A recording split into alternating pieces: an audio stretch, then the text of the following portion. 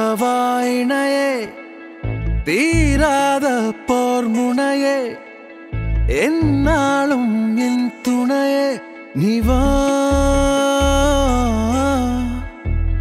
சாயாத நேர்குரலால் சாய்த்திட்ட பேரழையே பெண்ணே என் அழகே நிவா காதல் கொண்ட காரணத்தாலே காதில் பூக்கள் வைப்பதுமில்லை ஆசை என்ற காரணத்தாலே பேச மறுப்பேன்।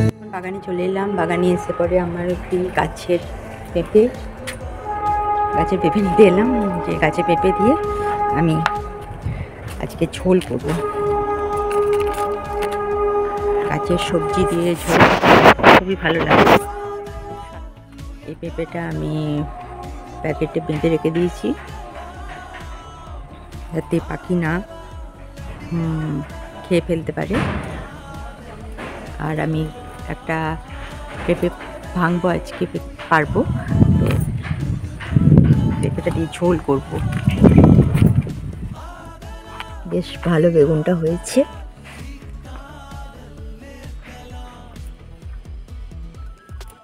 এটা খুব কাঁটা বেগুন, ওই জন্য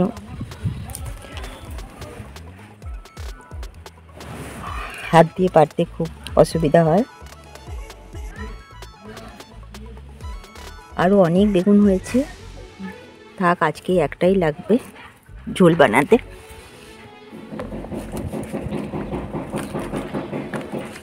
আমার বাঁধাকপিগুলো দেখে নিন, বাঁধাকপিগুলো বেশ ভালোই বাঁধন এসে গেছে। আমি সরস্বতী পুজোর দিন আমরা সবাই থাকবো বাড়িতে, সেদিন রান্না করা হবে। মোটামুটি এটা দেখাই, এখানেও আমার অনেকগুলো পেঁপে ধরেছে। রাখি এই গাছটা পেঁপেগুলো, দেখি পাকা পেঁপে খেতে তো খুব ভালো লাগে। পাকা পেঁপেগুলো আমার হাজব্যান্ড শিবা ওরা পাকা পেঁপে খেতে খুব ভালোবাসে, আমি তো ভালোবাসি।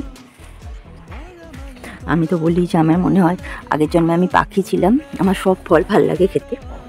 এই দেখুন এই সবজি ইয়েটা, ওলকপিটা কত সুন্দর হয়েছে। ওলকপিগুলো, ওলকপির যত্ন এমন কিছু করতে হয় না। সবজি গাছের যত্ন বলতে খুবই কম। বেগুনটাকে দেখুন, অরিজিনাল বেগুনের যেটা কালার, কত বড় লম্বা হয়েছে। এই গাছটা খুবই ছোট কিন্তু বেগুনগুলো অনেক লম্বা হচ্ছে। এটা তুলবো, ঠিক বেগুন পোড়া খেতে। এখানেও একটা হয়েছে।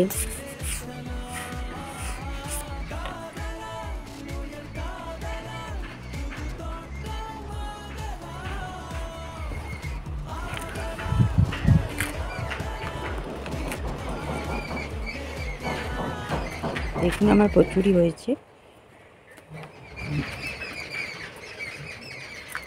এখানেও হয়েছে। এই দেখুন বন্ধুরা, এটা হচ্ছে সুগার প্ল্যান। সুগার প্ল্যান আর কি। সুগার প্ল্যানটা সুগার খেলে যে ভালো হয়ে যাবে তা নয়, সবে সুগার কন্ট্রোলে থাকবে।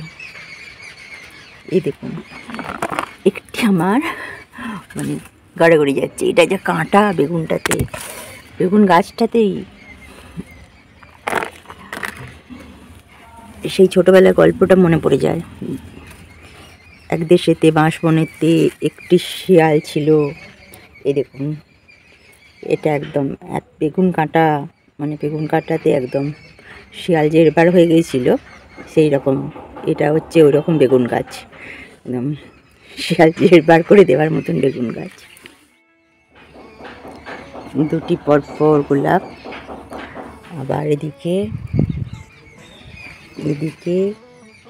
অনেকগুলো গোলাপ গাছ লাগিয়েছি এবারে।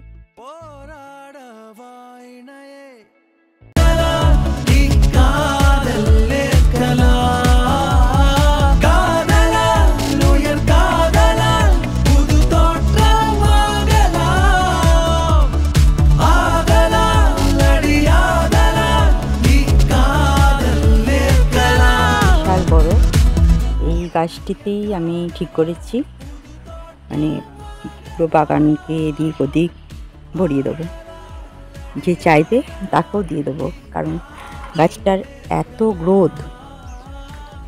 এই যে আমি গাছটা বারবার শিবা কেটে দিচ্ছে, আর ও বারবার এই মানে গোটা বাগানটাকে যদি না কাটি আমরা, গোটা বাগানটাকেও ধরে নেবে। তাই কেটে কেটে ওকে আমরা লম্বা করব, লম্বা করে ওকে ফুলটা, আরও ফুলটাকে নিচের দিকে ঝুলে থাকবে। যতই ওপরে উঠিয়ে দিই, এখন আমি ওপরে উঠিয়ে দিলাম, কিন্তু ওপরে উঠিয়ে দিলে মানে ওর এটাই নিয়ম যে নিচের দিকে ঝুলবে, আর পুরো গাছটাতে যখন ওরকম নিচে ধরে মানে ঝুলে থাকবে, দুর্দান্ত দেখতে।